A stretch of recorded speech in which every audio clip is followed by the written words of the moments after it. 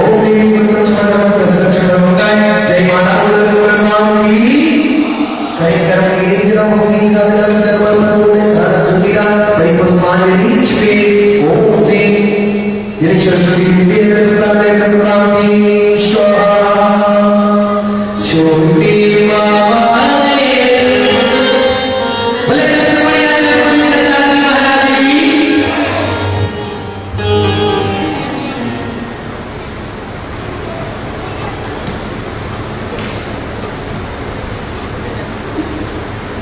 और आज के आचार्य श्री जी के चरणों में बहुत रहेगा बना हमारा इनके जीवन की अंतर धर्मणी स्वयं की नवा तेरा नमरा से खुदा ने जो दुनिया में है लीला जिनकी नजर को पाए खुल जाए नहीं एक कुछ प्रार्थना करने होंगे ओम संसोनिया चरमणी जगाने वाला बड़ी बात है पर बुद्धि का प्रसाद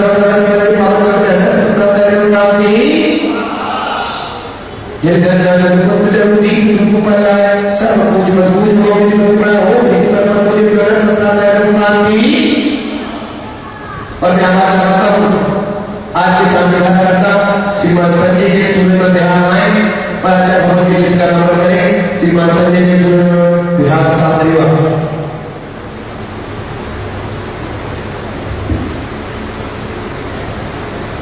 आ जाए मेरी घंटी आ जाए दीप प्रज्वलन में चिंतन नंबर करेंगे इसी कृपा से जल्दी से आए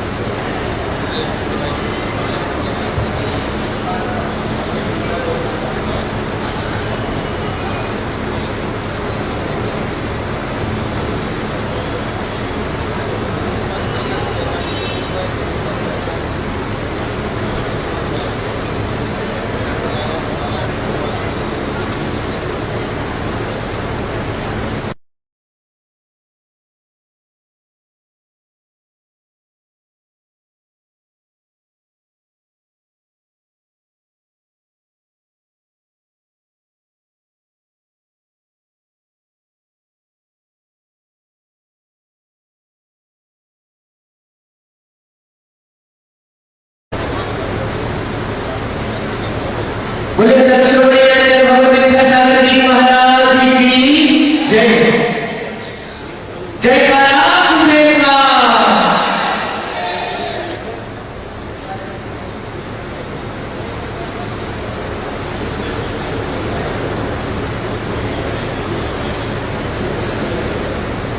दोनों हाथों का सेवन बनाएंगे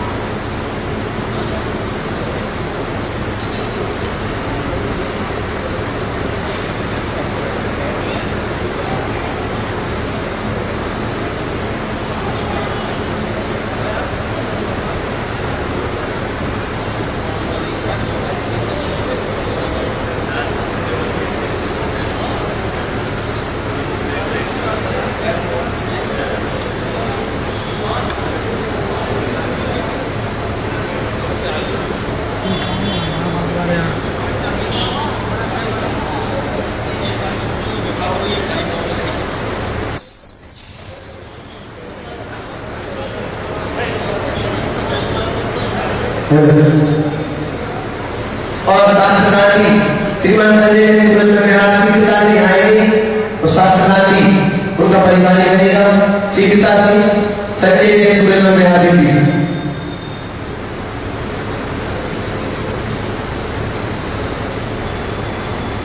देखते को तो आने वाली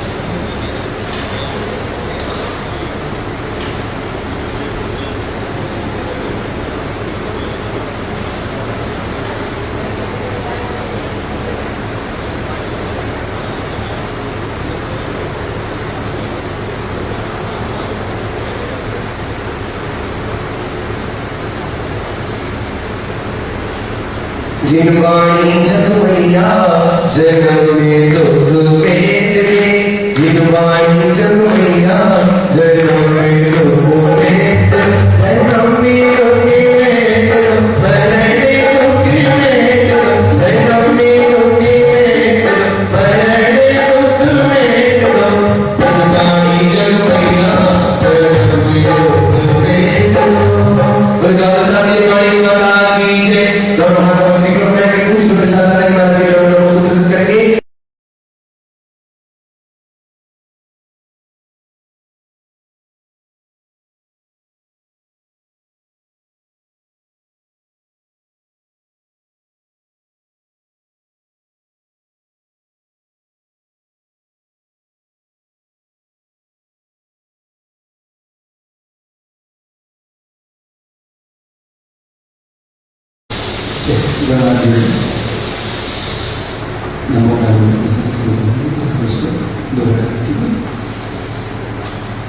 नमो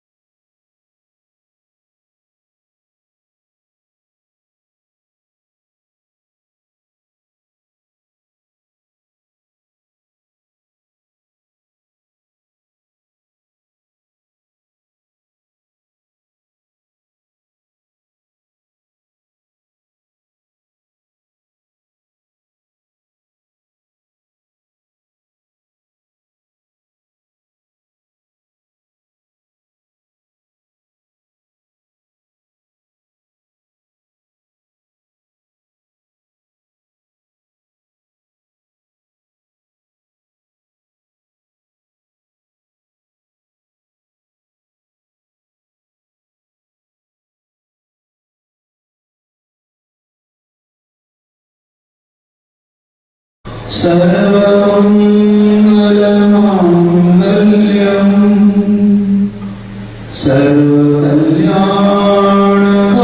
सर्वकल्याणकारकं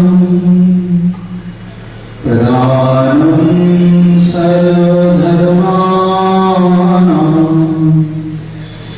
जैनं जयतु शासनं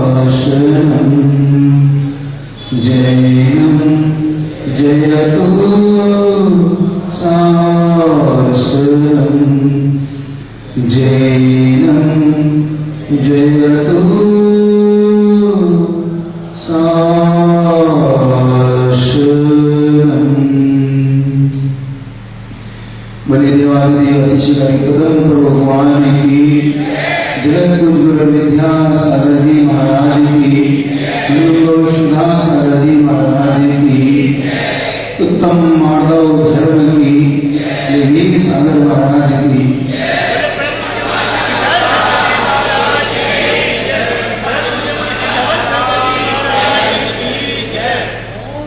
वो चलते होगा जो परोषण पर्व है आपके, जिसको हम 10 लक्षण के रूप में जानते हैं।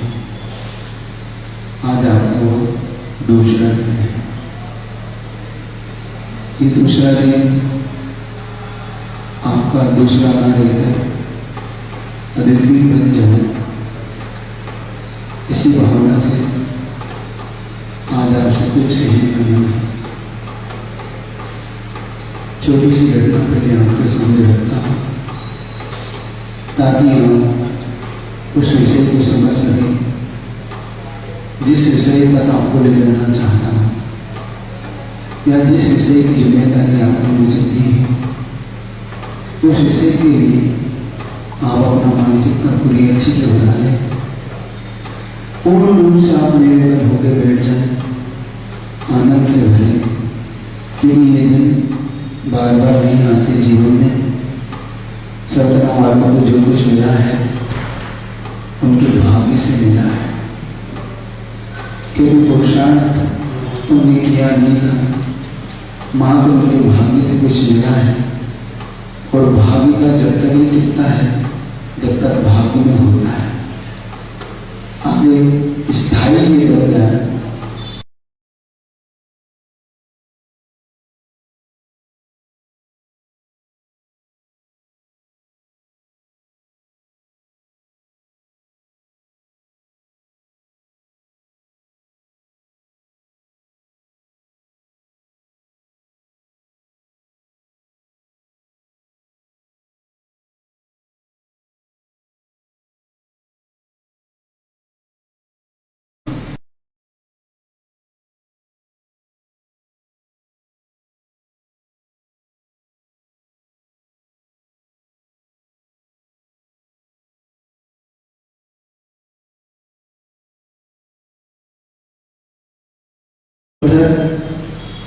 यही नीति है तो दुनिया की ठोकर खाने के लिए ही बना है। पत्थर अब अंदर से क्या कहता, शांत रह गया। गुलाब को क्या जवाब देता, क्योंकि वास्तव में जब ठोकर ही लगी तो अब क्या आगे जवाब। लेकिन पत्थर का भाग कैसे बदला। अचानक पत्थर एक शिल्पी के हाथ में पड़ गया। शिल्पी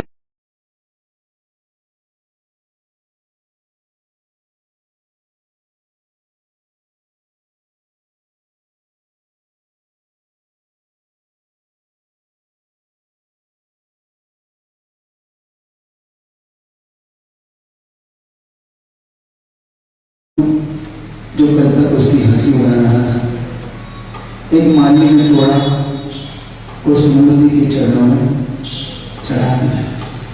अब बारी किसकी थी?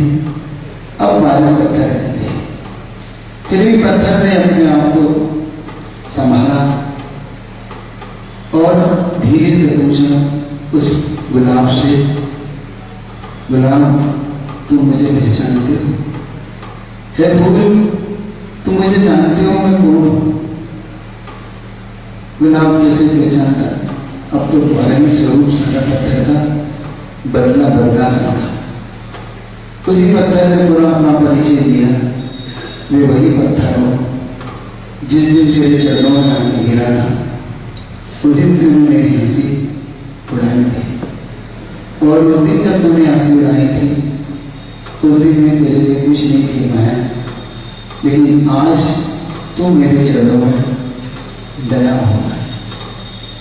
एक बात ध्यान रखो, जब व्यक्ति मान में कुछ कहे जाता है, मान एक ऐसी वस्तु है जो व्यक्ति को इतना नीचे गिरा सकती है जितना नहीं तक वो गुलाब भी नहीं गिरा। समझ रहे हो? आज उस विषय को समझने का पुरुषार्थ करना। कल आपने उत्तम क्षमा के बारे में समझा, आज उत्तम माधव धर्म का दिन है। वो गुलाब और शर्मिंदा है कि किनके चरणों में गिरा हुआ। आपसे इतना ही कहना कि जिस मान के कारण गुलाब को भी उस पत्थर के चरणों में आना पड़ा, जिस मान को करते हुए अंतगत उस पत्थर के चरणों में जिसने अपने मान को गलाया। आप समझने का पुरुषार्थ करना, आप कितने ही बड़े क्यों ना हो, आप कितने ही ज्ञानी क्यों ना हो, कितने ही बलशाली क्यों ना हो, कहीं ना कहीं जब व्यक्ति का भाव भी बदलता है तो आपको भी उनके चरणों में बैठना पड़ सकता है। उस दिन ये बात याद रखो, जैसे फूल को शर्मिंदा होना पड़ रहा है, कहीं आपको भी ऐसा ना हो कि उसके चरणों में बैठकर शर्मिंदा होना पड़े। उत्तम क्रोध उत्तम क्षमा से मारा जाता है। उत्तम क्रोध क्यों कह रहा? जब आप बहुत ज्यादा क्रोध करते हैं, बहुत ज्यादा क्रोध, तो सामने वाले की क्षमा से वो जीता जाता है। आपका मान उत्तम माधव धर्म से जीता जाए। ये चार जो कसाय हैं, क्रोध, मान, कलमाया, परशु योग, ये चार कसाय एक दूसरे से बंधी हुई है। एक बात ध्यान रखना, इन चारों कसायों का एक दूसरे से बहुत बड़ा संबंध है। और ये जो मान का विषय है, ये मान का विषय इतनी जल्दी नहीं लगता व्यक्ति के जीवन से, क्योंकि मान का हो या मंगल का हो, ये दोनों चीज एक संग चलती है। ये मान आपके सम्यक दर्शन को नष्ट करने में बहुत बड़ा कारण बन सकता है, क्योंकि एक चेन की भांति है। क्रोध के साथ मान, मान के साथ माया, माया के साथ लोभ। आप देखो, जब आपका लोभ भीतर से जाता है तो लोभ आपको मायाचारी करने के लिए उत्पन्न करती है, भाव करती तो नहीं करती। जब आपके मन में कुछ पाने का भाव होता है तो कैसे पाना चाहते हो, कैसे भी मिल जाए, है ना। तो किस चीज को लाती है आपके अंदर, वो लोभ आपके अंदर आपकी मायाचारी को विशेष तौर से प्रकट करती है। तब मायाचारी आपकी बढ़ती है तो आपकी मान कसाई की ओर लेके आती है। आप जब मान कसाई की ओर पूर्ति नहीं होती तो आपके अंदर क्या उत्पन्न होता है? जब आपकी मान की पूर्ति नहीं होती, जब आपकी मनमानी नहीं होती तो आपके अंदर क्या उत्पन्न होता है? क्रोध। क्योंकि जब आपको लगता है कि आपकी बात नहीं पूर्ति हो पाए तो नियम से आपके अंदर वो क्रोध की उत्पत्ति करती ही करती है। इसीलिए ये चारों चीजें एक दूसरे से जुड़ के चलती हैं। आज धर्म को सुनने के लिए आप बैठे हो, ये धर्म आत्मा का ऐसा स्वभाव है, जब हम इसको समझ नहीं पाते तब हमारी आत्मा विभाव में परिणत होती है। और इस वैद्य का तो स्वभाव ही रहा है क्या, इस पश्चिम यूपी का पूरा स्वभाव ही रहा है मूर्छ का सवाल है। क्या किसका सवाल है यहाँ पे? भले ये नहीं है लेकिन सवाल तो पूरा है मूर्छ का। यहाँ पे अधिकतम आप देखो, जरा सा भी मान की पूर्ति नहीं हो,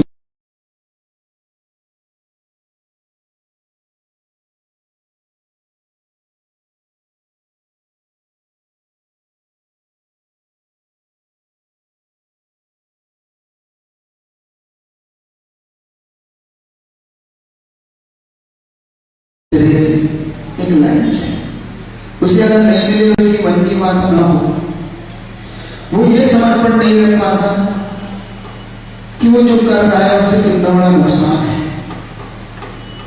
सामाजिक दृष्टि से भी उसका नुकसान हो सकता है, पारिवारिक दृष्टि से भी नुकसान हो सकता है और आर्थिक दृष्टि से भी नुकसान हो सकता है। लेकिन व्यक्ति अपने सम्मान की पूर्ति के लिए सब उसको नुकसान उठाने को तैयार हो जाता है। आप देखो, भाई भाई में दीवार किस बात के लिए खड़ी हो जाती है? दो भाई या माता पिता से पुत्र किस बेस पे अलग होता है? कभी आप देखो, आपने कभी समझने का प्रश्न किया क्या होता है उसके अंदर, क्यों अलग हो गया? एक ही मां से जन्मा हुआ पुत्र, एक ही खून दोनों भाइयों में बह रहा है, अलग किस बात के लिए हो गए?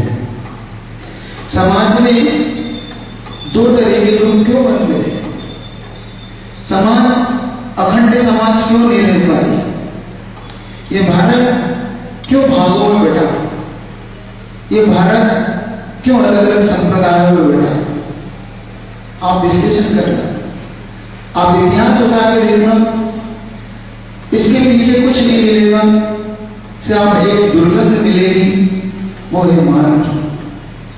जिस व्यक्ति की मान की पूर्ति नहीं हो पाई, उसने इस राष्ट्र को भी धोखा देने से कोई भी गुरेज परहेज नहीं किया।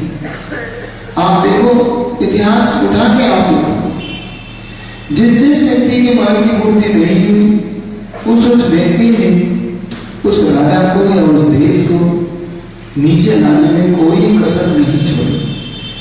चाहे उसका अपना आयन क्यों ना हुआ, चाहे अपने संप्रदाय का आयन क्यों ना करना पड़ा हो, चाहे उसको अपने परिवार का भी आयन करना पड़ा हो तो उसने किया। लेकिन इस पूर्ति होना चाहिए, चाहे कैसे भी हो। बाद में वो स्वयं इस बात के लिए पछताया कि मैं शायद उस दिन ये नहीं करता तो शायद ये राष्ट्र, ये संप्रदाय, ये धर्म आज बहुत उन्नत होता। और मैं आपसे एक बात कहना चाहता हूं, जैन दर्शन का जब जब ह्रास हुआ इस मान के कारण हो। आप देखो, आपकी समाज भले कितनी छोटी है, ये जरा से भी 2 भागों में 4 भागों में बढ़ने में समय नहीं लगता। आप इस बात को समझो, तो इस बात को आज समझने का पुरुषार्थ करना व्यक्ति के जीवन में जी मान है, ये कहां तक ले जा सकता है, आपको कहां तक गिरा सकता है। व्यक्ति सम्मान चाहता है, 3 चीज होती है व्यक्ति के जीवन में। एक मान चाहता है, एक सम्मान चाहता है, एक बहुमान चाहता है और दूसरे का अपमान चाहता है। व्यक्ति किसी का अपमान करके एक सम्मान चाहता है। आप समझो, आप किसी का भी अपमान करके सम्मान कभी नहीं पा पाओगे। वो कैसे होता है आपको बताऊं। इसको पहले कहने से समझने का पुरुषार्थ करना। छोटी छोटी बातें हैं, लेकिन आप इसको आज समझ गए तो आप बहुत ऊंचाई तक जा सकते हो। आज इसको नहीं समझ पाए तो समझना आप बहुत नीचे तक अपना पतन कर लोगे। ये इसलिए कहने में आ रहा है कि जब से इस बेल्ट में प्रवेश किया, जब से इस दिल्ली नगरी में प्रवेश किया, तब तक कहीं ना कहीं इस बात को एहसास किया कि व्यक्ति एक ही समाज में रहेंगे, एक ही संप्रदाय में रहेंगे भी एक नहीं हो पाया। ये मन की पीड़ा है, आपसे कहना चाह रहा।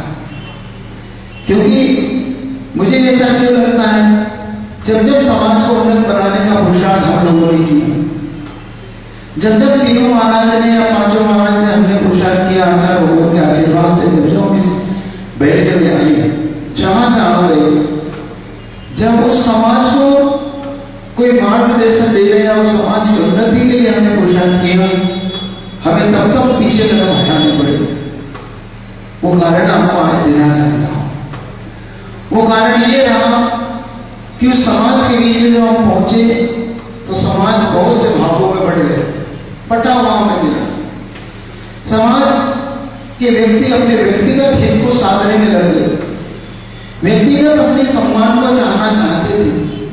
उन्होंने समाज के सम्मान को एक तरफ रखा, उन्होंने मात्र अपने सम्मान को सब कुछ माना, और उसी कारण से हमें पीछे कदम हटाने पड़े कि इस समाज का कल्याण शायद हम नहीं कर पाएंगे। इस समाज के उत्थान के लिए जो हम पुरुषार्थ करना चाह रहे हैं शायद हम नहीं कर पाएंगे, क्योंकि यहाँ पे जब व्यक्तिगत बातें आने लग जाती है, व्यक्तिगत सम्मान की बातें आने लगती, तो साधु के लिए संभव नहीं हो पाता कि हम सब व्यक्ति को एक जैसा सम्मान कैसे दे पाएंगे।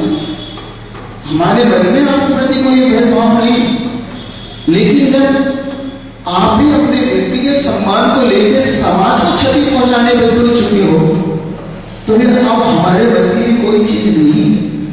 क्योंकि जब समर्पण की भावना ही नहीं बची आपके मन में, आपके मन में व्यक्तिगत नहीं बचा कि मेरी समाज उन्नत हो, चाहे मुझे झुकना पड़े, लेकिन वो कहता है समाज की उन्नति हो ना हो, मुझे ना झुकना पड़े।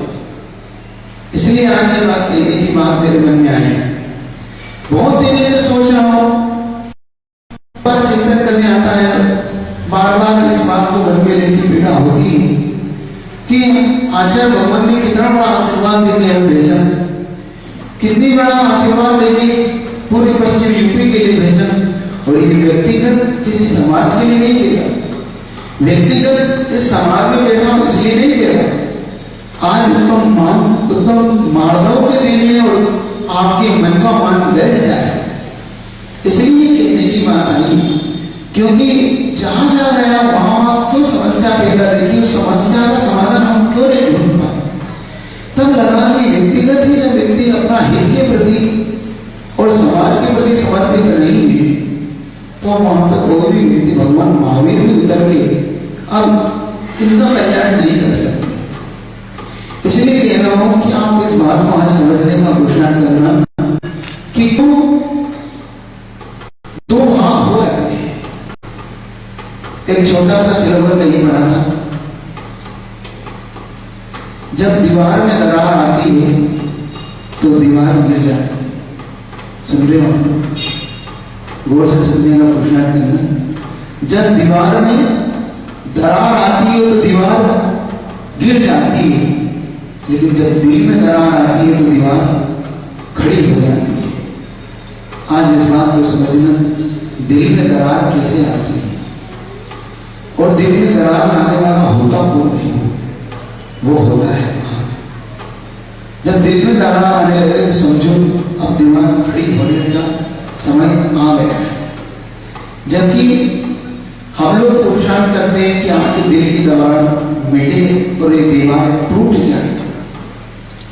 आज इस बात को समझने का पुरुषार्थ करना, जब तक हमारे अंदर ये समर्पण की भावना आ नहीं सकती, तब तक आप कितनी ही पूजा करो, कितने ही छोटे छोटे हाथ कर लेना, कितने ही आप उछल कूद मचा लो, कितने ही आप बहुत कुछ कर लो, ये बढ़ती चली जाएगी आपकी पूजा। ये 10 लक्षण आपके जीवन भर आएंगे। आपके जीवन के कितने कितने लोगों के कितने कितने 10 लक्षण आ चुके हैं, आप खुद जान रहे हैं। कोई यहाँ पर 70 साल का होगा, कोई 60 साल का, कोई 50 का, कोई 25 का, कोई 15 का, कोई 10 का। किसी की शुरुआत हो रही है 10 लक्षण समझने की।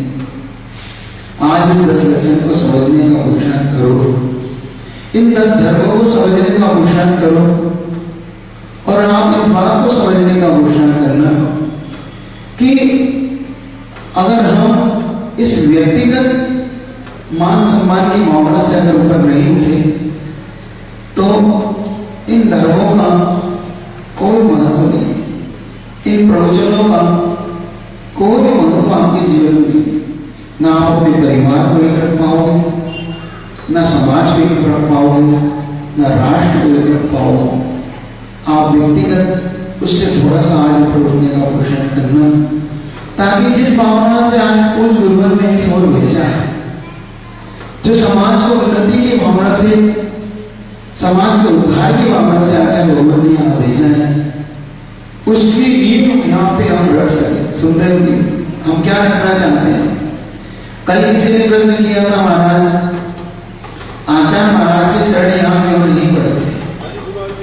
पूज्य गुरुवर के चरण यहाँ कब पड़ेंगे? किसी ने यह प्रश्न रखा था। उसी का उत्तर आज इस प्रवचन में सुनने का पुरुषार्थ करना। पुरुषार्थ करना कि मेरे जीवन में आचार्य भगवान के चरण कब पढ़ सकते हैं। आचार्य भगवान के चरण किसी समाज में तब पढ़ सकते हैं जब समाज एक सूत्र में बंधा हुआ हो, और हो सकता हो कि आचार्य भगवान ने इसी भावना से भेजा हो कि समाज एक सूत्र में बंधे तो आचार्य श्री के चरण इस ओर पढ़ सके। इस ओर पढ़ने के लिए कोई भूमिका भी तो बनना चाहिए ना, क्योंकि अगर समाज ही बटी रहेगी और आचार्य श्री इस ओर आ गए, तुम क्या व्यक्तिगत हित तो साधोगे और क्या करोगे? व्यक्तिगत हित साधोगे तो आचार्य से कोई सो रोक नहीं पाओगे। आप आचार्य से सीखने का पुरुषार्थ करो, जिन्होंने सब कुछ कभी अपना व्यक्तिगत हित नहीं चाहा, जिन्होंने अपने शरीर का भी हित नहीं चाहा, समाज के हित के भी। आज आचार्य श्री का जो स्वास्थ्य है ना, अपन सबकी चिंता को लेके आप सोचिए, आचार्य श्री कभी अपना व्यक्तिगत हित नहीं देखते। आप देख लो, उन्होंने कभी अपने व्यक्तिगत हित को कभी नहीं साधा, कभी अपने नाम के लिए कोई कार्य नहीं किया।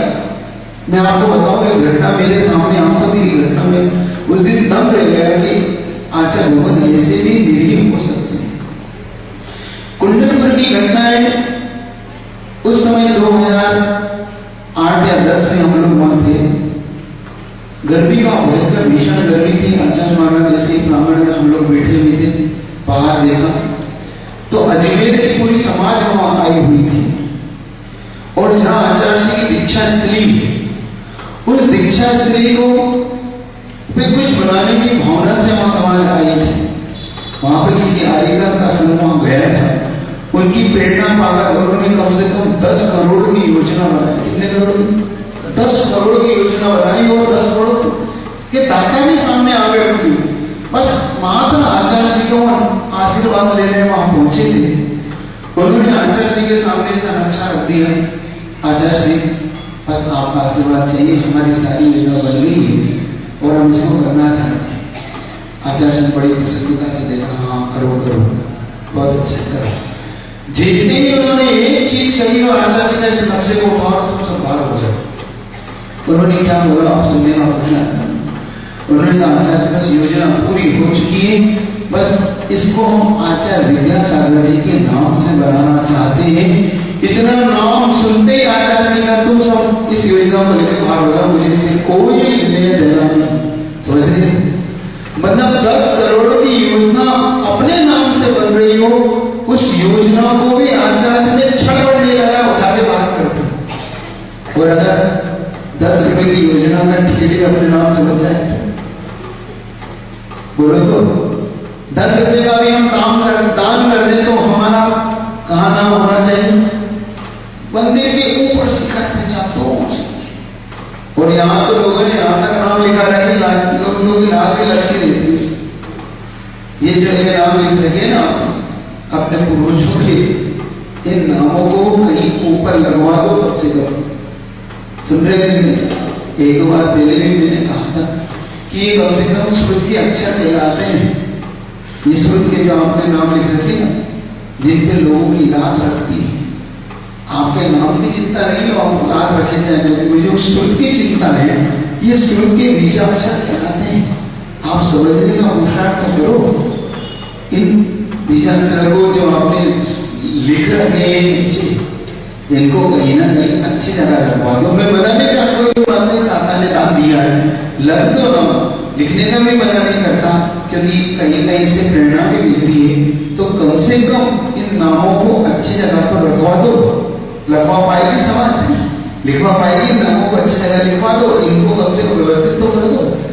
मुझे हमेशा उस नाम को उलाम के जाना पड़ता है, क्योंकि मैं पछताऊ में नहीं मेरा पैर उस पर रखना जाए, लेकिन जब उसको उलांघता हूं तो भी पीड़ा होती है कि अब इस अक्षर को भी उलांघना तो पड़ रहा है। बच के निकलता हूं साइड से, क्योंकि यह 2-4 जगह नाम लिख रखे हैं आप लोग।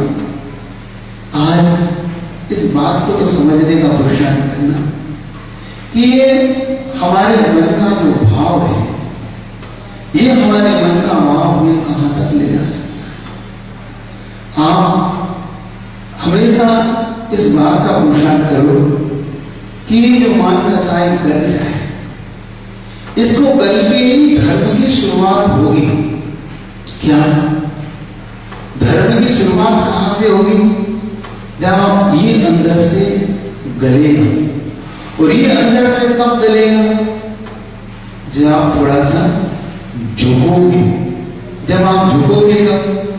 जब आप अपना व्यक्तिगत हित को एक तरफ रख के अपना पारिवारिक, सामाजिक और राष्ट्र के हित की चिंता करोगे।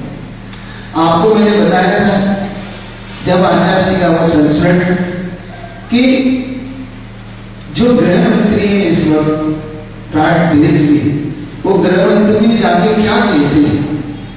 पहली बार ऐसा संत मिला मुझे जिसने राष्ट्र की चिंता की। आपको बताया होगा, याद था कि पहली बार मैंने ऐसा संत देखा जिसने अपनी चिंता नहीं की, अपने मठ की, अपने समाज की चिंता न करके राष्ट्र की चिंता की। तुम राष्ट्र की चिंता नहीं कर पा रहे हो तो कम से कम अपने समाज की चिंता तो कर लो। अपने सब कुछ भुला के जो एक काम सौंपा है आपको, उसको तो उन्नत बना लो। क्या एक चातुर्मास ने आपको काम सौंपा है, सौंपा है आपके समाज को कोई काम, आपके समाज के उत्थान के लिए सौंपा है कि नहीं सौंपा है? आपने कोई प्रण लिया है कि नहीं लिया है? लिया है। तो व्यक्तिगत हित से ऊपर उठ के क्या उसकी चिंता समाज कर सकती है?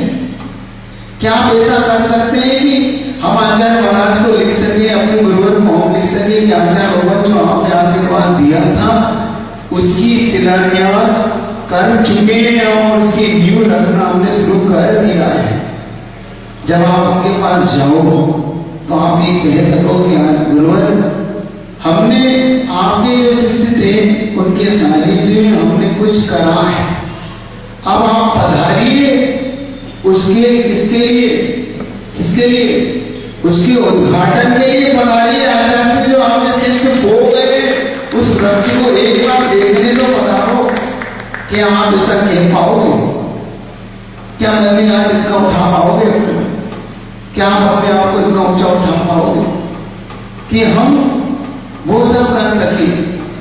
आप खुद विचार करो, जो आपके बाहर के दाता जो दान दे गए, वो कुछ नहीं कह रहे कि हमारा नाम कहाँ होना चाहिए। ये तो आपने उनका सम्मान दिया कि उनका नाम कहाँ होना चाहिए। इसको बोलते हैं सम्मान। सम्मान पाया नहीं जाता, सम्मान दूसरा हमें देता है। क्या सम्मान छीनने की वस्तु नहीं होती, सम्मान दूसरे के द्वारा लिया जाता है। अपन सम्मान छीनना चाहते हैं कि मुझे सम्मान दो, वो सम्मान मिल नहीं सकता। वो सम्मान किसी कीमत का भी नहीं होता। सम्मान पाने की ये भूख है ना, आदमी को हंसी का पात्र बनाती है। एक बार क्या हुआ, एक व्यक्ति किसी रिश्तेदार से मिलने पहुंचा और वो सम्मान का थोड़ा ज्यादा ही भूखा था।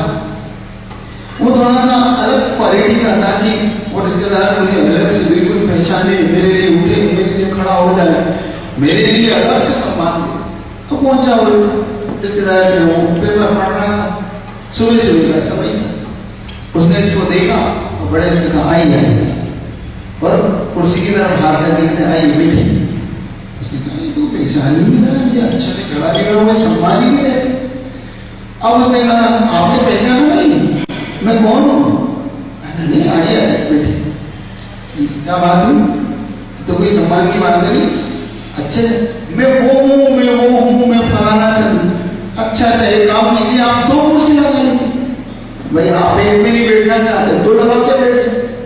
अब आपके लिए और क्या कर सकता? मतलब आप विशेष तौर से जो मुझे परिचय देना चाह रहे हैं, मैं वो हूं, मैं वो हूं, तो उसका क्या करूं? 2 कुर्सी ले लो। एक पे नहीं बैठा जा रहा आपसे, तो आप 2 लगा लो, 2 पे एक साथ बैठ जाओ। और क्या कर सकता हूं आपके? समझ रहे हो? मेरी बात समझने का पुरुषार्थ कर रहे हो? मेरी बात समझने का पुरुषार्थ कर रहे हो आप लोग? जिसको ज्यादा सम्मान चाहिए उसको डबल कुर्सी पे बिठा, एक ही 2 लगा दो, उसे बिठा दो, कम से कम काम तो करने से समाज को। समझ रहे हो कि नहीं? अपने व्यक्तिगत हिस्से आज ऊपर उठने का पुरुषार्थ। आज ये मन की भावना को आज तिरोहित करना, तो समझना आपने मन में उत्तम मार्ग धर्म को लिया है। क्योंकि जब हम बढ़ जाएंगे, हम मुट्ठी भर लोग हैं। क्या हम कितने लोग हैं? मुट्ठी भर लोग हैं।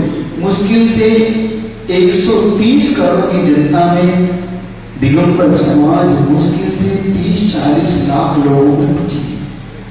उसमें से अगर आप दिगंबर सितंबर ये 2 पंथ को अलग कर दो, तो मुश्किल से दिगंबर समाज 20 लाख के आसपास या 15-20 लाख के आसपास पूरे भारत में बैठेगी।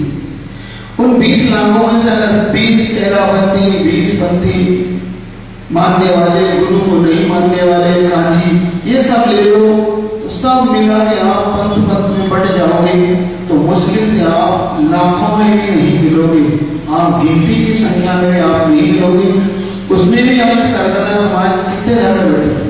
500 घर भी मान लो, तो 500 मत है यहाँ। क्या 500 घर है तो 500 मत है, हर घर का अपना मत है। एक कहता ये होना चाहिए, एक कहता ये नहीं होना चाहिए। इस मत और मतभेद को भुला के थोड़ा सा एक तो हो जाओ। क्या आप आचार्य श्री के आशीर्वाद के झंडे के तले ही होने को मन बना दोगे? क्या आप एकता के सूत्र में बनने का पुरुषार्थ करोगे? आचार्य भगवान की एक बात याद रखना, उन्होंने बहुत अच्छी बात कही,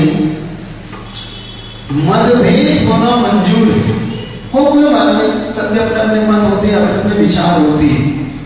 मनभेद सबसे ज्यादा कष्टकारक होता है, सबसे ज्यादा पतन का कोई कारण होता है तो मनभेद। सुन रहे हो? मतभेद हो सकते हैं, ये वस्तु ऐसे बने, ये वस्तु ऐसे बने, कोई बात नहीं। मनभेद तो ना हो आपके बीच। क्या आप मनभेद भुला के एकता के सूत्र में बन के मौन क्यों है आपका? आज अच्छा सुबह से महाराज ने मौन का नहीं दिया क्या? बिल्कुल कोई नहीं बोलेगा। क्यों? शिवरात्रियों वो शरारतियों, शिवरात्रि भी और शरारती भी है। क्यों? सीधा नहीं बेटा, बोलो तो कोई तो जवाब दो। भूतपूर्व हो, अभूतपूर्व हो, वर्तमान के हो, कोई तो बोलो। क्यों? क्या आचार्य श्री के उस झंडे के तले जो आचार्य श्री ने आपके हाथ में सौंपा है, जो गुरुभुज गुरुवर की उस अनन्य कृपा के तले आपके एक सूत्र में बैठ के काम कर पाओगे? क्या उस लक्ष्य की प्राप्ति के लिए आप मन बना पाओगे? बोलो तो कोई नहीं बोलेगा, सबको मोह नहीं क्या? अच्छा नवयोग बोलो, क्या हम महाराज के उस आशीर्वाद में तले काम कर पाओगे? जोर से बोलो, कर पाओ। अब बूढ़े लोग बोलो, कर पाओगे आप लोग? अच्छा प्रधान जी कर पाओगे? अच्छा एक एक करके पूछता हूँ, बोलो भाई कर लोगे पक्का? क्योंकि यहाँ तो हाथ ऐसे खड़ा कर देते हैं जैसे कुछ नहीं। ध्यान रखो, हाथ खड़ा करने का महत्व तो समझो। तो आज इस मान कसाई को मिलाने का जल्दी नहीं है। मुख्य रूप से कोई बात नहीं, मन अलग अलग आपके हुए भी तो मतभेद के रूप में ही हो। कम से कम मतभेद तो मन भेद तो ना हो, इसका आपको विशेष कुछ नहीं करना। हमें आप अपनी बात रखने के लिए किसी को मना नहीं कर रहा हूं, ये नहीं कह रहा हूं कि महाराज क्या आप अपनी बात नहीं रखें, कोई बात नहीं, आप बात रख सकते। तो आपके लिए जो गुरु मिले हैं उनके सामने ही तो रखोगे। कहीं तो आपको समर्पण करने की भावना तो लाना पड़ेगी कि नहीं लाना पड़ेगी? आज उसी समर्पण की भावना को देखना चाहता हूं कि हम सम्मान पाने के अधिकारी हैं कि हम सम्मान दूसरे से लेने के अधिकारी हैं। कैसे अधिकारी? दूसरा हमें देगा तो सम्मान है कि हम लेंगे तो सम्मान है। अच्छा एक बात, सम्मान कोई हमें दे वो सम्मान है कि हम सम्मान ले वो सम्मान है? कोई दे तो सम्मान है, हम ले ले तो कोई सम्मान नहीं बचा, वो अपमान से भी ज्यादा गैरता है। क्योंकि कहीं ना कहीं वो आपको पछता है, कहीं ना कहीं आपके मन में वो टीस पैदा करता है कि मैंने लिया है, मुझे दिया नहीं है। क्या मुझे दिया नहीं गया, मैंने लिया है। अब कैसे लिए वो या उसकी आत्मा जानती उसने कैसे लिया है सम्मान। इसलिए आज इसको पुरुषार्थ करना। बात रही नाम की, बात रही बाद में बात कर लेना, फिर प्रवचन सुन लो, बाद में बात करना, प्रवचन तो सुन लो या माइक तक पहुंचाओ, इसको पूरा सुन लो। तो इस बात को पुरुषार्थ करो। आप उस भरत चक्रवर्ती की उस क्रिया को देखो। जब भरत चक्रवर्ती 6 खंड का आदमी को देखो, कितने खंड का? 6 खंड का राजा, और जिसके पास क्या नहीं है, जिसके पास 84 लाख घोड़े हो, 18 लाख हाथी हो, 14 निधियां हो, 14 रत्न हो, सब कुछ हो, और जो 3 खंड का राजा बन के लौट रहा है। क्या 6 खंड का अधिपति हो गए, 3 खंड इधर के 3 खंड ऐसे अधिपति होके लौट रहा है।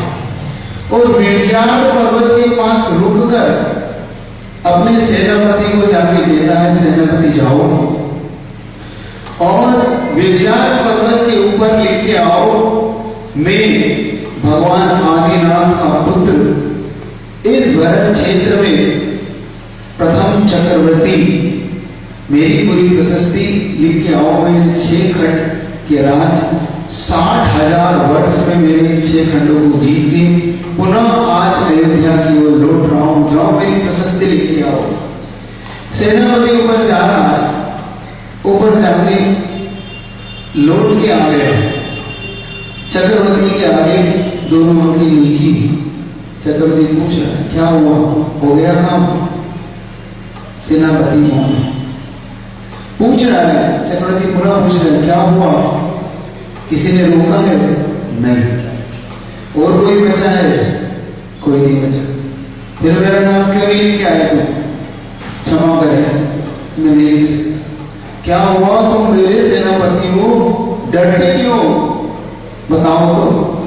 आप स्वयं चल के बताने वहां देखे। चलो कोई बात नहीं। चक्रवर्ती ऊपर पहुंचा है, पर्वत पर खड़ा है। सेनापति कहता है आप बताएं कहां लिख दूं। सुन रहे हो नाम? चक्रवर्ती पूछ रहा है, सेनापति पूछ रहा है, चक्रवर्ती आप राजा हैं, बताएं कहां लिख दूं आपका नाम। चक्रवर्ती को चक्कर आ रहा है। क्या चक्कर क्यों आ रहा है बताओ। उस पे इतने चक्रवर्ती के नाम खुदे हुए हैं कि एक जगह भी नहीं है कि जहां पर भरत चक्रवर्ती लिखा जा सके। इतने चक्रवर्ती हो चुके हैं पूर्व में, उन चक्रवर्तियों के नाम वहां लिखे हैं, फलाना चक्रवर्ती, फलाना फलाना चक्रवर्ती, फलाना। अब वो पूछ रहा है कहां लिख दूं आपका नाम। इसलिए मैं शर्मिंदा था कि मैं नहीं लिख पाया। आप बता दो कहां लिख दूं आपका नाम। अब बताओ भरत चक्रवर्ती की उस समय क्या दशा हुई होगी। 6 खंड का अधिपति, 6 खंड समझ रहे हो? 6 खंड किसको कहते हैं? पूरे आर्य खंड 1, 5 मलेच्छ खंड, जैसे 6 खंड। मतलब ये जो दिख रही है ना, ये आबादी तो उसके बाद 0 है। ये 6 अरब की आबादी जो दिख रही है ना अपने को, जो आपको 200 देश, ये 200 देश तो बहुत छोटे हैं उसके आगे। वो कई हजारों देशों का सम्राट, 6 खंड का अधिपति सोच रहा है अपना नाम कहां लिखवाऊं। और तुम 6 खंड के घर भी नहीं हो, तुम 6 खंड के घर के मालिक भी नहीं हो। और अकड़ कितनी है बताओ तो। तुम सब सम्राट से कम नहीं हो। क्या बात है? हम अपने घर के मालिक होगा वो भरत चक्रवर्ती अपने घर का होगा। मैं अपने घर का चक्रवर्ती हूं। ये बताओ कुमार का भी चक्र है तुम्हारे घर में नहीं? तुम चक्रवर्ती हो, घर का हो, कुमार का भी चक्र है घर में। ध्यान तो दो, समझने का पुरुषार्थ तो करो। अगर आज समझने का पुरुषार्थ नहीं किया तो समझना जीवन में अब समझने के दिन निकल गए। अब वो दिन निकल गए। इसलिए कह रहा हूं कि शुरुआत कहां से करना, तो शुरुआत घर से करना है। क्या समाज में तो बाद में पहुंच पाओगे, पहले घर में। अगर आपके घर में अगर मान सम्मान की मां आ जाए, क्या जीवन जीने का एक भी हुनर आना चाहिए। सुनो क्या चीज सुना रहा, जीवन में जीने का ये भी हुनर होना चाहिए। अपने से हो लड़ाई तो हार जाना चाहिए। सुन रहे हो? जीवन जीने का ये भी हुनर आना चाहिए। अपने से हो लड़ाई तो हार जाना चाहिए। हार में ही जीत है। जीत हार पहले को हार से ही गया बेटा है। समझ रहे हो? अगर तुम उस परिवार में जीत के भी हार पहन लोगी तो हार उस हार से भी गया बेटा है। जिस हार जाते तो ज्यादा अच्छा,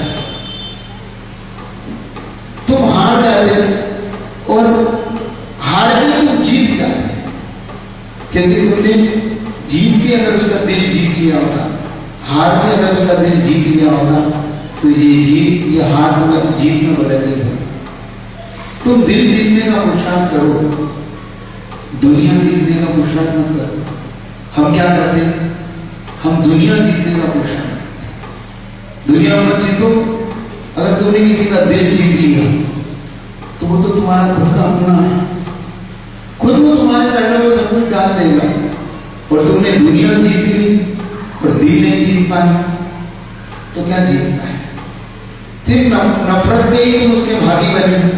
वो तुम्हें नफरत से ही देख रहा है सबको जीतने के बावजूद भी, तो क्या हमने क्या जीता? हमने कुछ नहीं जीता।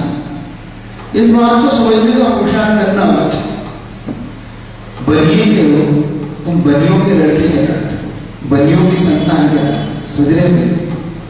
और बनिया जब भी झुकता है तो कुछ लेके आता है। सुन रहे हो? झुकने में बुराई नहीं है। बनिया जब भी झुकेगा कुछ लेके उठेगा। मैंने बहुत चीज देखी, बनिया झुकता जरूर है लेकिन झुक के भी कुछ पा जाता है। कुछ जो नहीं झुकते ना, एक बार मैं एक प्रसंग पढ़ रहा था, उस प्रसंग का बहुत अच्छा भाव था। एक बार बहुत जोर की आंधी तूफान आया, आपने ही पढ़ा होगा। जब बहुत तेजी से आंधी तूफान आ रहा था तो एक वट वृक्ष का पेड़ वो शीर्षासन कर रहा है। शीर्षासन समझते हो? शीर्षासन तो नहीं जानते। सिर के बल खड़े हो जाए, जो पेड़ के बल खड़े होना, वो सिर के बल खड़े हो जाए और पेड़ आसमान की ओर हो जाए, उसको बोलते हैं शीर्षासन। और वहीं पर एक छोटी छोटी घास है, तो घास में और उस वट वृक्ष के बीच में एक बार बड़ा विवाद हुआ। विवाद ये हुआ, तो मेरे शान के आगे तुम लगते कहां हो? वो वट वृक्ष क्या कह रहा है उस घास से, तेरी औकात ही कितनी है मेरे आगे, देख मेरा स्वरूप देख, मेरी लंबाई मेरी चौड़ाई देख मेरे। उसका मान जब इतना बढ़ गया, अब घास क्या कहेगी? वो घास दुबली पतली सी, जरा सा हो तो झुक जाए, जरा सा हो तो झुक जाए। एक दिन जब जम के तूफान आया, समझे, तो वट वृक्ष शीर्षासन करता है। वो घास ने एक बात कही उससे कि वट वृक्ष तो अगर बचना चाहता है तो मैं झुक जा और थोड़ा सा और सीधा चौड़ा कर ले, तो मेरे बारे में क्या जानती, तेरी औकात कितनी? उसने कहा मेरे तो भैया झुक गई। और जब वो झुक गई तो वो पूरी जमीन में ले गई, लेकिन वट वृक्ष लेटने को तैयार नहीं था। हुआ क्या, जब तूफान गया तो वट वृक्ष अपना अस्तित्व खो चुका था। वो शीर्षासन कर रहा था। क्या कर रहा था? शीर्षासन तो समझा क्या? जड़ से उखड़ चुका था, और जड़ से उखड़ के वो पेड़ ऊपर की ओर करके घास के चढ़ने में सिर देके बैठा कि तेरी बात अगर पहले मान ली होती तो शायद ये दिन देखने को नहीं आता। और वो घास झुक गई और जैसी तूफान गया तो पुनः खड़ी हो गई। आज आप अपने मन को पूरा अंदर से बनाओ, क्योंकि मान का मुख्य कारण है मन। अब देखो, मान और मन में कितना अंतर है? कितना अंतर है? एक डंडे का अंतर है। एक बार आचार्य भगवान प्रवचन कर रहे थे, कटनी की घटना है 2010 में। तो वहां पे आचार्य श्री के सम्मान के लिए पूरी समाज आई थी, सातों जातों की, मुस्लिम भी आए, हिंदू भी आए, वैष्णव भी, और सिख भी, ईसाई भी, सभी लोग, सारे सातों संप्रदाय के आचार्य श्री के लिए श्रीफल चढ़ाने आए। आचार्य श्री से निवेदन करने आए कि आचार्य श्री आप यहाँ पे कटनी में कुछ दिन प्रवास करें, हम सब मिलकर आपकी भक्ति करेंगे, हम सब आपके प्रवचन सुनेंगे। वो मुस्लिम भी आए, उन्होंने टोपी ओपी से लग गया था कि मुस्लिम, उन्होंने परिचय भी दिया कि ये मुस्लिम सब। आचार्य श्री ने जब प्रवचन शुरू करा तो वो लाइन आपको बताने जा रहा। आचार्य श्री ने प्रवचन शुरू करा मुस्लिम संप्रदाय को आधार बना के। आचार्य श्री ने कहा, तुम सब खुदा बनना चाहते हो क्या? खुदा कैसे बना जाता है इसको समझने का आज पुरुषार्थ करना। आचार्य से उनको संबोधित करते हुए कह रहे कि खुदा बना कैसे जाता है। आज आपके लिए काम की वस्तु समझ लेना। खुदा बना जाता है, खुद शब्द है, उसके पीछे डंगा लगा लो, मतलब खुद के पीछे डंडा लगा लो तो क्या बन जाता है? समझ रहे हो बात? समझ रहे हो? आपके बात समझ में आ गई? खुद के पीछे डंडा लगा लो तो खुदा बन जाता है। हम दूसरे के पीछे डंडे लगाने लगे, इसलिए हम खुदा नहीं बन पा रहे। समझ रहे? हम दूसरे को तो डंडा लगा रहे हैं, खुद को डंडा नहीं लगा। खुद को डंडा लगा लो तो हम क्या बन जाए? खुदा। उन संप्रदायों को तब समझ में आया कि हम दूसरे के पीछे डंडा नहीं लगाए, डंडा लगाने का समझ रहे हो? जो दूसरे को डंडा लेके मारते हो ना, दूसरे को डंडा मत लगाओ, अपने पीछे लगाओ। मतलब आप अपनी गलतियों पर डंडा लगा दोगे, अपने आप को प्रायश्चित से भर लोगे, अपने आप को ही जब उस प्रायश्चित को ले लोगे तो तुम्हें खुदा बनने से अब संसार में कोई नहीं रोक सकता। यही कहने जा रहा हूं आपसे। आज आप लोग मन बनाओ कि मन में जो मान का भाव आता है और सारे झगड़े की जड़ कोई है तो मन है और कोई नहीं। अच्छा देखो, संसार में जितने भी असंगी हैं, असंगी जानते हो? असंगी का मतलब होता है जिनके मन नहीं होता, ऐसा जीव। आप उसको गाली में दे दो चाहे उसको माला पिला दो, उसको कोई फर्क नहीं पड़ता। जिसके मन नहीं है ना उसकी फर्क नहीं पड़ता। आचार्य भगवान ने एक बार कहा था हम सबको आधार बना के, तुम सब असंगी बनने का पुरुषार्थ करो। क्या आचार्य समझने को ऐसा आता है? तुम्हें असंगी बनाने का मतलब वो नहीं कि तुम मन से, मतलब संगी होते हुए असंगी बनने का पुरुषार्थ करो। ये कहना चाह रहे थे आचार्य कि तुम सब मन वाले हो इसलिए मन माना करते रहते हो। हम सब मन वाले हो इसलिए अपन सब मन माना समझते हो। मन माना जो अपने मन में आया बस हमें वो करना है।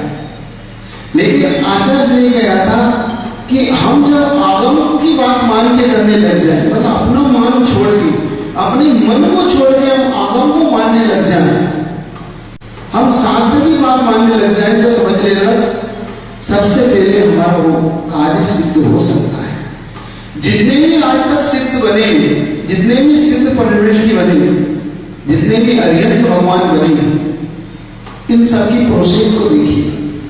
जितने भी भगवान बने इन सब ने मन को मारा है। किसको मारा? मन को। मारने का मतलब ये नहीं, मन का मतलब मन के अंदर जो भावनाएं उछलती, मन हमें सबसे ज्यादा नीचे लेके जाता है और मन मान को आधार बना के चलता है। आज आपको यही बात समझने का पुरुषार्थ करना है कि अगर हम मन को, अपने मन को संभाल लेंगे तो हम सबको संभाल लेंगे, नहीं तो ये मन हमें कहां तक ले जाएगा। हम बड़ी मुश्किल से तो मन पा पाए हैं। क्या हम बड़े मुश्किल से मन को पा पाए हैं? मन को कैसे पाया? मन मतलब है संगी जी। हम निगोद से निकलते निकलते हम यहां तक पहुंचे। हम 2 इंद्री बनी, 3 इंद्री बनी, 4 इंद्री बनी, हम असंगी पंचेंद्री बनी। आज जाके हम आज मन को पाया, मतलब आज हम मनुष्य पर्याय तक आए। ये मनुष्य पर्याय ऐसा ना हो कि इस मन को पाने के बाद हम पुनः उसी पर्याय में चले जाएं जहां से हम निकले हैं। क्योंकि अगर कसाय हमारी थोड़ी सी भी हमारी शांत नहीं हुई तो ये हमें निरोध में ले जाने में समय नहीं लगा है। एक बात समझ के रखना कि ये जो यात्रा की हमने, जहां से हम उठे, कहां से हम उठे, बहुत बहुत निचले स्तर से हम सब चीज उठे। हम उस निगोद पर्याय से उठे जिस पर्याय में इस जीवन में बहुत दुख पाया।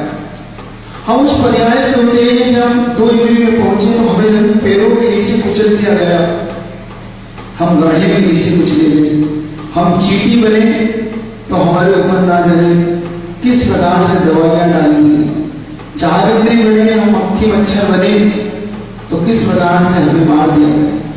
हम लोग पशु इंद्रिय में बने, पशु पर्याय में गए तो उस पशु पर्याय में भी हमें किस तरीके से मारा गया। हम नरक गए, नरक में भी हम संगी पंचेंद्रिय बने तो वहां भी गुण पाया। हम स्वर्ग गए, स्वर्ग में भी हम इसी मान के कारण, क्योंकि वहां पर भी छोटे देवों को बड़े देवों के अधीन जब रहना पड़ता है तो वहां भी हमने दुख उठाया।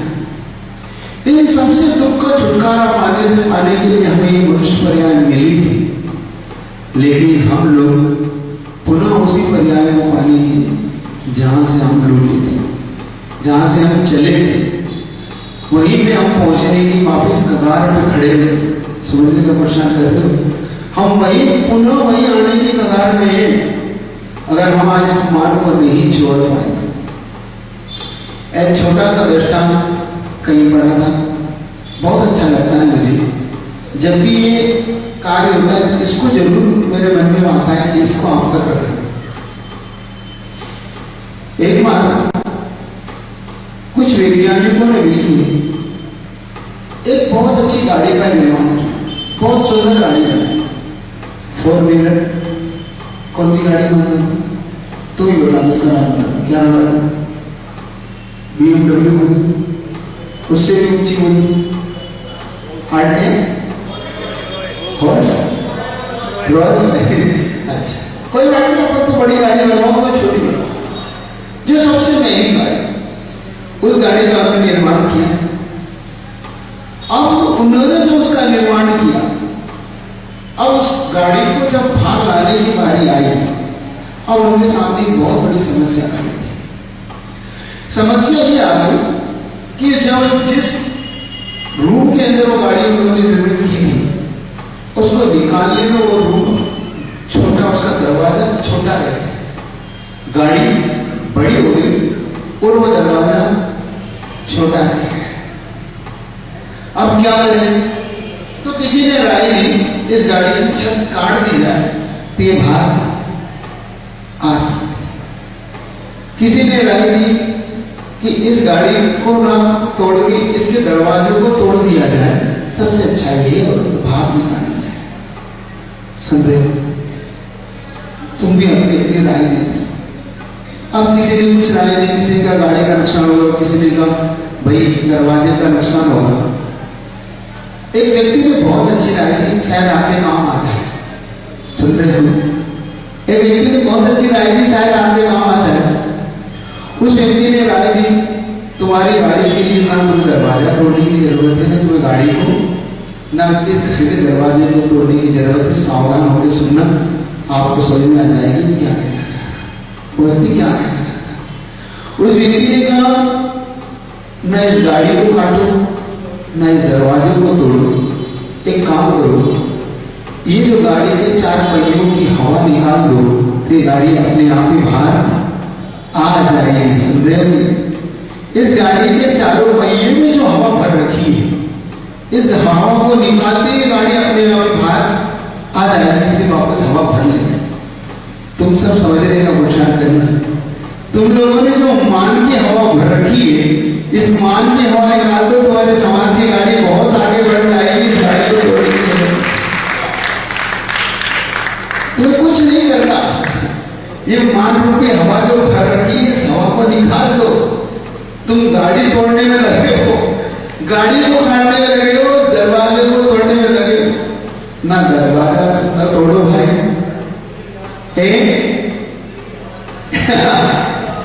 ये कह रहे हैं, वो कह रहे हैं हमारे यहाँ तो हम एक दूसरे की हवा निकाल देते, लेकिन ऐसा करने से किसी को लाभ नहीं होगा, किसी को लाभ नहीं होगा। व्यक्तिगत हानि जरूर हो जाएगी, ये कह रहा है।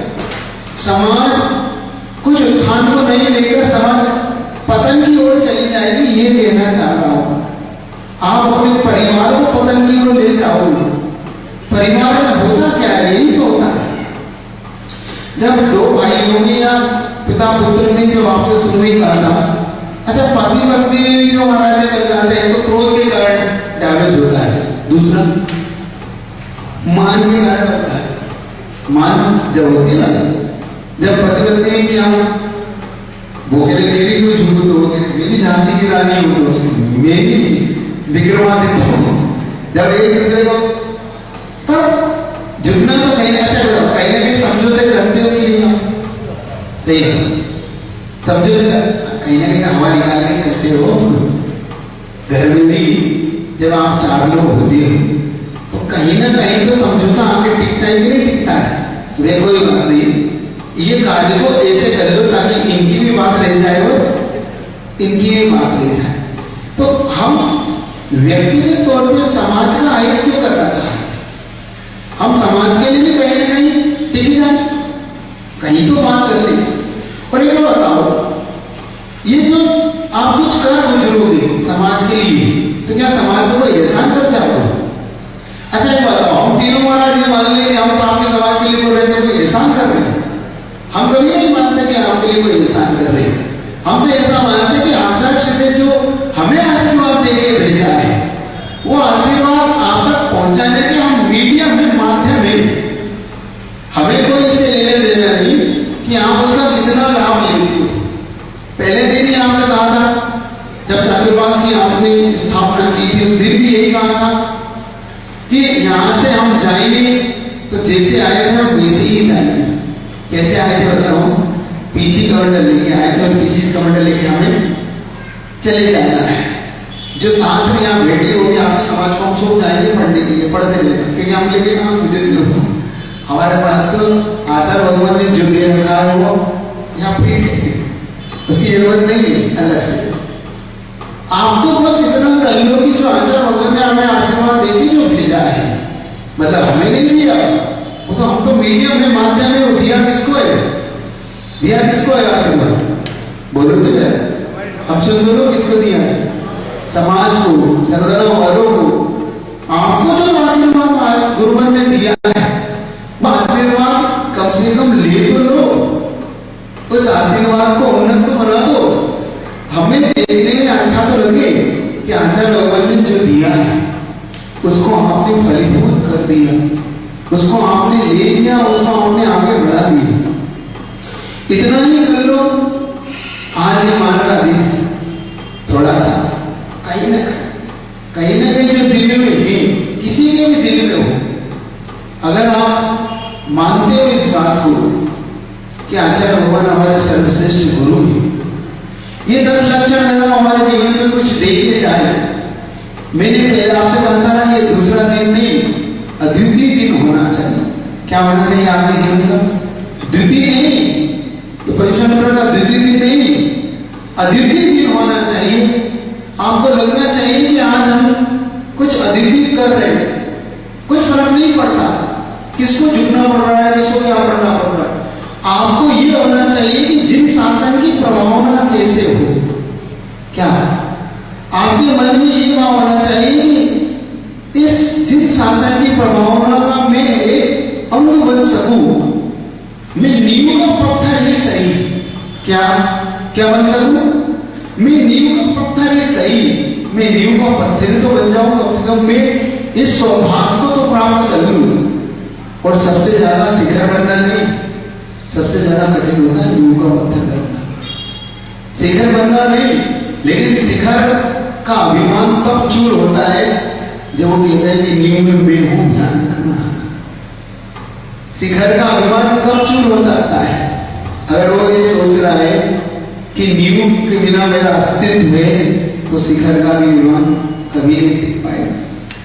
पूरा अगर कोई स्वरूप समाज का शिखर से, नींव से लेकर शिखर तक कुछ है, तो हर चीज का अपना कोई अस्तित्व है। इस बात को पहले मन में स्वीकार कर लो। आज अगर इस प्रवचन का महत्व में समझूंगा तो इतना ही कि आप अपने मन को पूरी समाज एकता के सूत्र में बांधे। मतभेद हो सकते हैं, लेकिन हमारे समाज के उत्थान में अगर हमें झुकना पड़े, हमारे समाज के उत्थान के लिए अगर मुझे अपना त्याग करना पड़े, तो मैं करने को तैयार हूं। इस बात का आपको मन बनाना है। मैं सब कुछ सोच सकता हूं, उत्थान होना चाहिए समाज का, उत्थान होना चाहिए इस वर्ग का, आने वाली पीढ़ियों का, क्योंकि आने वाली पीढ़ियां आपको उस बात के लिए याद रखती है कि हमारे पूर्वज क्या कर गए, क्या क्या दे गए हमारे लिए। आप जानते हो कि आपके पूर्वज जो सौंप गए हैं आपको, आपके पूर्वज जो दे गए हैं आपको, वो चीज शायद आपसे भी नहीं बनेगी। वो चीज आप भी अपने भविष्य में कभी देख पाओगे कि नहीं देख पाओगे, मुझे नहीं पता। लेकिन जो चीज आज आपके हाथ में है, उसको व्यवस्थित ही करो, उसको व्यवस्थित ही कर दो। आने वाली पीढ़ियां आपको इस बात से जाने कि हमारे पूर्वज आपसी मतभेद से नहीं है, हमारे पूर्वज हम सबको कुछ सौंप के गए। क्योंकि मैं फिर कह रहा हूं मेरा मन बार बार इस बात के लिए कहता है कि ये जो आपके भगवान है, ये जो आपकी प्रतिमाएं है, जो आपके पदम भगवान के मूल्य भगवान है, ये बहुत बहुत ऊर्जा से भरे हुए हैं। अगर आप चले भी जाओ तो ये भगवान आपकी आने वाले पीढ़ियों के लिए कुछ कर दे। इन भगवान के लिए हम कुछ नहीं कर सकते कि हमारी औकात ही क्या है, लेकिन हम इन भगवान के लिए कुछ कर पाए तो अपना सौभाग्य समझ। क्या कहेगा आप इनके लिए कुछ कर पाओ तो अपना सौभाग्य मान के समझना। क्योंकि जब से हम यहाँ आए, जब से परम भगवान की शरण में हम लोग हुए, तब से हमें बहुत ऐसा लगता है कि इसकी उन्नति जरूर होगी। ये क्षेत्र बार बार मैं कमेटी से भी कहता हूँ कि ये उन्नति करेगा, ये आपका जो उचित है, लेकिन तब कर सकता है जब आप कुछ कहना मान जाओ महाराज का। आप अपना कुछ छोड़ दो, सब कुछ एक चीज मान लो कि बस हमें तो महाराज की बात मानना है, चाहे इनको झुकना पड़े, चाहे इनको झुकना पड़े, चाहे मुझे झुकना पड़े, किसी को भी झुकना पड़े, हम सबको बस एक ही जिन शासन की प्रभावना करना है, इस जिन शासन को उन्नत बनाना है। हम अपने पदम पर भगवान के लिए सब कुछ करने को तैयार है, चाहे मेरा नाम आए चाहे ना आए, चाहे कुछ हो जाए, बस ये क्षेत्र उन्नत होना चाहिए, ये समाज। क्योंकि आप देखना, आप रहोगे नहीं रहोगे, पदम पर भगवान तो रहेंगे ही नहीं रहेंगे। व्यक्तिगत आता है, व्यक्ति चला जाता है, इससे कोई फर्क नहीं पड़ता। लेकिन आपके पूर्वज आज किस चीज से जाने जाते हैं? इन्हीं प्रभु भगवान की कृपा से जाने जाते हैं। सरदना गांव के इनके आपके नाम से जाना जाता है, किसके नाम से जाना जाता है? इन्हीं पदम भगवान के नाम से तो जाना जाता है। और वो है तो सब कुछ है। क्या पदम भगवान है तो हमारा सब कुछ है। इसी भावना से आज इतना ही रखता हूं कि आपका समय हो गया। कम से कम अगर आप इस बात को, इस मार्गो धर्म को समझना चाहते हो तो अहंकार को, अपने इस मान को थोड़ा सा, ज्यादा नहीं, थोड़ा सा कम करना। कितना कम? इतना कम कर लेना कि समाज की उन्नति में हमारा मान, हमारा अहंकार बाधक ना बने। हमारे परिवार की उन्नति में, हमारे राष्ट्र की उन्नति में ये हमारा मान, अहंकार ना बने। इसी भावना से आप लोग सब उसी मार्दव धर्म को पा सके, जिस मार्दव धर्म को पाकर आज तक इतने तीर्थंकर भगवान हुए, इतने अनंत परमिष्टि हुए, हम भी उस मार्दव धर्म को आज पा पाए। इसी भावना से मेरे गुरु विद्यासागर जी, आप लोग उस धर्म की माला तो फेर रहे ना, उत्तम क्षमा धर्म की माला फेरी। आज उत्तम मार्दव धर्मांगाय नमः। सबको कौन सी माला फेरना है? आज उत्तम मार्दव धर्मांगाय नमः। ये धर्म की माला सबको रोज फेरना है, ठीक है?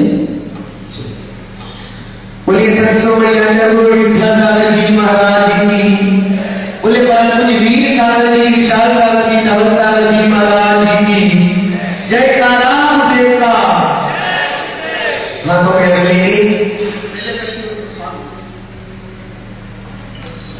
आज का नियम तो पता है।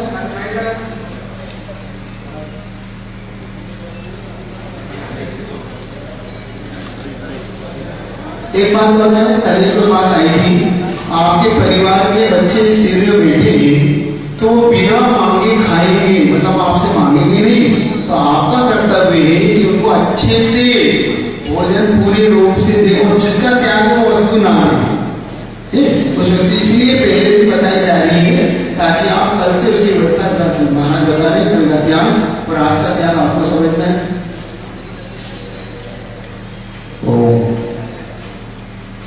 शिविर के यहाँ पर जो आए हैं, शिविर अटेंड करने के लिए, कुछ सीखने के लिए आए हैं। हम देखते रहते हैं, धमा चौकड़ी चलती रहती है, शाम को टीचर में पहुँच जाते हैं, मस्ती करते रहते हैं, दोपहर को सब गायब हो जाते हैं, दोपहर की छूट है। लेकिन जब यहाँ पर शिविर में आए हैं तो मुनि बनने की शिक्षा मिलती है। मुनि महाराज कैसे रहते हैं, उन साधना को सीखने की शिक्षा मिलती है। तो कम से कम भोजन के उपरांत सभी लोगों को दोपहर में एक नमोकार मंत्र की माला तो अवश्य एक मौका मंत्र की माला, ज्यादा नहीं समय लगेगा, घर में ही देखना है, भोजन करने के बाद एक मौका, उसके बाद आप सो जाओगे, पता है नहीं सोते, तब तक लॉकडाउन था, आज से हो गया। और शाम को आरती होने के पश्चात सभी लोगों को बहुत समय रहता है, 3 नमोकार मंत्र की माला सवेरे आरती को पढ़ें। देखो तो मुनि महाराज जी सामयिक करते हैं, पढ़ने से कर सकते, कितना समय लगेगा? महिला वर्ग कर रहे हैं, कुछ नहीं कर रहे हैं, महिलाओं को तो पता ही नहीं चलता क्या करते क्या नहीं करते। देखो हर शिविर में तो ऐसे होते हैं, सारे शिविरार्थी शाम को भी सामायिक करते हैं, 48 मिनट की सामायिक का नियम लेकर के बैठते हैं। अब चूंकि पहली बार है तो अब 3 माला नमोकार मंत्र की कहना और एक धर्म, ऐसा तो ज्यादा हो जाएगी, तो 2 नमोकार मंत्र की माला कहना और एक उस धर्म की माला करना। एक ही धर्म की जो माला है, क्षमा माधव आप जब आज दूसरा धर्म है माधव है। अब रहे भोजन, ना दोपहर की अलग है, शाम को तो अलग है, धर्म की अलग। और रही भोजन की बात, भोजन में तो रुचिकर लग रहा है, मुझे नहीं लग रहा है, तो हमारी भावना है कि अपने घर में कम से कम 1-2 दिन कभी जितने शिविरार्थी बैठे हैं अपने इनके घर में जो महिला वर्ग है, अपने बेटे को ना खिला करके पड़ोसी के बेटे को भोजन कराते, 1-2 दिन 50 लोग तो बैठे देखो, किसी घर में जाके खाते देना, मालूम नहीं है ना। हाँ अच्छा, कल कितने लोग शिविरार्थी को भोजन की बुलाएंगे, अपने बेटे को छोड़ करके, अपने पड़ोसी को छोड़ करके दूसरे शिविरार्थी अपने घर भोजन के लिए इनवाइट करेगा। कितने महिलाएं करा सकती हैं भोजन के लिए, बुलवा सकते हैं। और एक ही महीना अपने घर में पति को तो भोजन कराते हो, बच्चों को कराते हो, तो आपके पति दूसरे घर में भोजन कर लेंगे, दूसरे घर का आपको कोई की आवश्यकता नहीं, उनके भोज पाने की आवश्यकता नहीं, शुद्ध मत व्यवस्थित सोच होना चाहिए, बस इतना ही कहना चाहता। कोई भी मेहनत तैयार नहीं है अपने घर में किसी को इनवाइट करने के लिए। जैसा भोजन आप अपने घर में अपने बच्चों के लिए, पति के लिए बनाते हैं, ठीक वैसा ही सामान्य भोजन बनाना और कल मीठे का त्याग रहेगा। टेंशन नहीं, आपको मीठा भी नहीं बनाना, ज्यादा कुछ हलवा भी नहीं बनाना, और खीर भी नहीं बनाना, बगैर मीठे की बना सकते हो, कोई चिंता नहीं। आज तो है हरी का त्याग, कल मीठे का त्याग। तो देखना मानस बनाओ, सभी महिला वर्ग है, देखो उनको बहुत अच्छा लगेगा। और जब दूसरों के यहाँ मौन पूर्वक भोजन करोगे तो समझ में आएगा मुनि महाराज दूसरों को चौकी में रोज नए चौकी में जाकर के कैसे आहार करते हैं, और आप जबरदस्ती खिलाते हो मुनि महाराज की अंजलि में, तब प्रतिकूलता होगी, तब समझ में आएगा। अपने घर में सब कुछ खा लेता है व्यक्ति, कुछ पता ही नहीं, सब कोई रुचिकर बनता है, जो आप टेस्ट जिसको आपको टेस्टी लगता है वही आपके लिए भोजन बनाया जाएगा। लेकिन दूसरों के घर में वो अपने टेस्ट से बनाएंगे, तो हो सकता है टेस्ट न भी आए, तब कैसा खाते बने। कल महिला वर्ग आज चर्चा कर लेना, ज्यादा शिविरार्थी नहीं, 30-40 लोग ही हैं। आपके से घर के बच्चे दूसरे घर में जाएंगे और दूसरों के घर के बच्चे अपने घर। अच्छा, बाजार की मिठाइयां नहीं लोग खिला रहा है ना, बाजार की मिठाइयां भी नहीं खिलाना, बाजार के नमकीन भी नहीं खिलाना, खिला तो नहीं यहाँ पे, पेड़े पे नहीं खिलाना, पनीर भी नहीं खिलाना, जो बनाना घर पे बना करके खिलाना। छोड़े आपकी थोड़ी छोड़े, बनाने वाले जो कहेंगे तो वो बनाओगे। तो बाजार का कोई नमकीन नहीं, बाजार का कोई मीठा नहीं, जो बनाना है आपको घर में बना करके। तो आप जैसा भोजन अपने घर के सदस्यों के लिए बनाते हैं, वैसा ही भोजन शिविरार्थी के लिए बनाना है। हो सकता है कितने शिविरार्थी, 40 शिविरार्थी, तो एक परिवार 2-2 की भी जिम्मेदारी ले ले तो 20 परिवार हो जाएंगे। आपका मीठे की छोड़ है, मीठा शक्कर चीनी नहीं रहेगी, चीनी नहीं रहेगी, सब्जी दाल रोटी में चीनी की आवश्यकता है। दूध, हाँ दूध जो बनाते हैं साथ,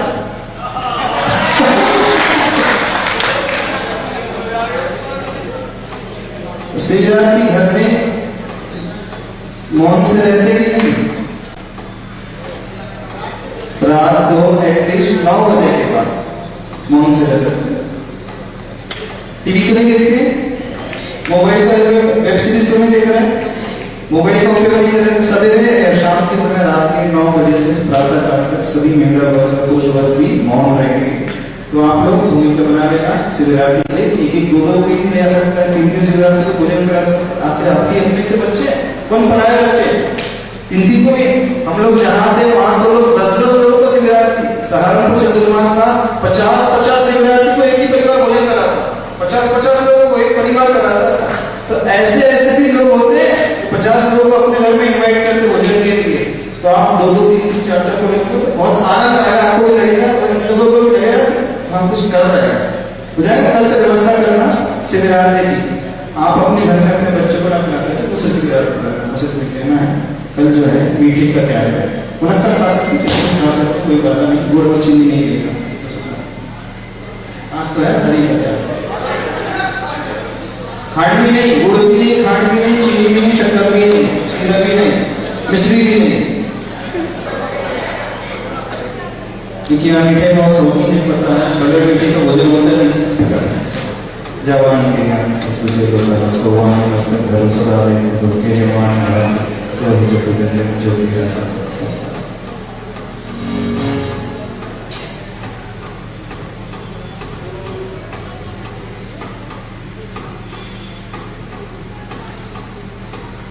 सभी ऑनलाइन जितने भी लोग सुन रहे हैं, सभी शिवरात्रि भाई साधर्मी बंधु, उन सभी के लिए आज भोजन में हरि का त्याग है और सभी को 2 हनुमान मंत्र की माला और एक मंत्र माला धरने की माला, एक शाम को एक दोपहर में एक और शाम को 3, इस प्रकार की 4 माला आप सभी शिवरात्रियों को फिर मैं ऑनलाइन सभी शिवरात्रि सुनते हैं। कल आपके मीटिंग का ध्यान रहेगा और रात के 9 बजे के बाद सभी का मौन रहेगा, सुबह के 4 बजे तक। सभी लोग हाथों में करेंगे, सर पे चमके और मुख पे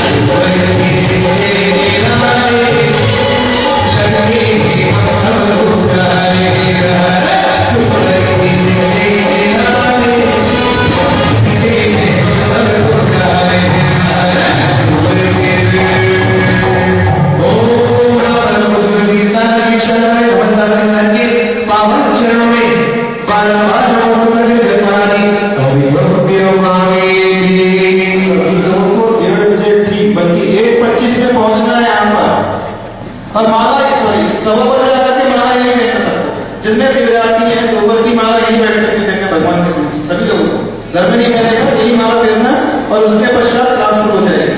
महिला शिवरात्रि को भी यही माला फेंकना है इसी हॉल में और पुरुष शिवरात्रि को भी माला यही फेंकना है। शाम को 2 बजे क्लास छूटने के बाद ही उधम तो करना ही नहीं किसी को, सारी क्लास अटेंड करना, ये नहीं समझना कि छुट्टी हो गई कुछ नहीं, थक रहे हो, बोर तो नहीं हो रहे, आनंद आ रहा है, बहुत अच्छा, बढ़िया आनंद में रहो, भावना बहुत अच्छा रहेगा। आज रात में ठीक 8 बजे से बहुत सुंदर नाटक का नियम का फल, बहुत सुंदर नाटक है, सभी लोग देखेंगे और उसके पहले 1:30 बजे अभी विसर्जन नहीं हुआ लाना जी। तो स्वाति भाव से निकलने वाले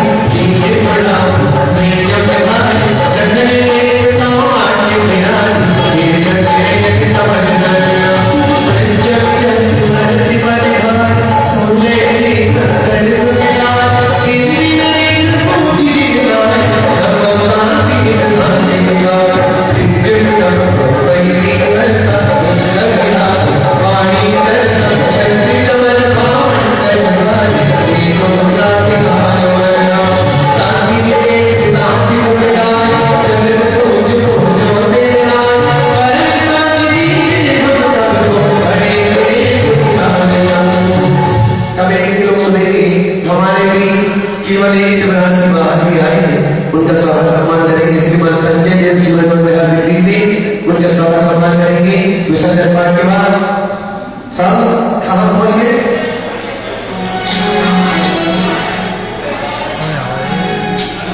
दीपे पे तब भगवान की सुंदरिया वाणी करना चलते हमारे भाग करना दीपम जाने मारना सामने नाती बजाए चंद्र को जो देना बरला दीने हम खड़े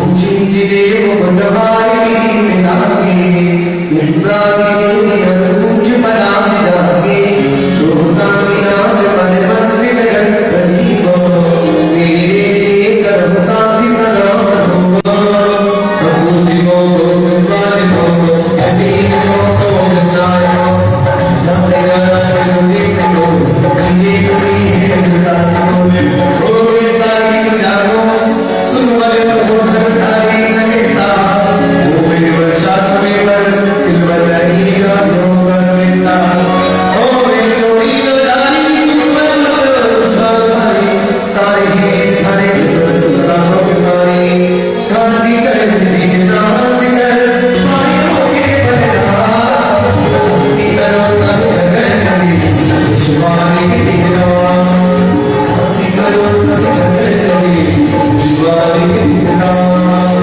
संति करो तब जगन नदी शिवानी की दिनवा दोनों हाथों को जोड़ेंगे सांस जोड़ता हूँ पढ़ने सुनना राम सत्संगति का सदन योगा सुनिश्चयी दोष खानू सभी का बोलो करे वचनेंगे आप काल पे जाओ बोलो से उच्चने की जिलो दमाओ तो पर मेरे ही में मम ही तेरे मुरीद चरणों में तबलों की जरूर चलो रबाया के बदले अक्षर अधवाना से दूसरे जो कुछ कहा गया मुझसे क्षमा कर प्रभु सुसम करना तेरी इच्छा और में हे जगवंत दिनेश्वर पावन तव चरण शरण बलिहारी मरण समाधि सुदुर्लभ कर्मों का जय सोच सोके कारी शांति भक्ति समाधि भक्ति भक्ति का चाहता है शरण बोलो लोग बार पढ़ेंगे बगिनो हमारे बीच एक सिद्धांत की और पड़ोसी आए समर्पण के उनका भी स्वागत सम्मान करेंगे हमारे बेटे के लोग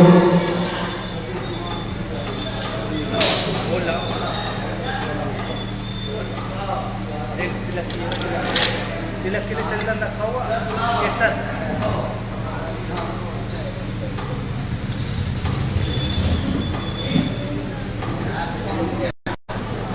इंसानी बाजाने नहीं टूट विशाली मुझे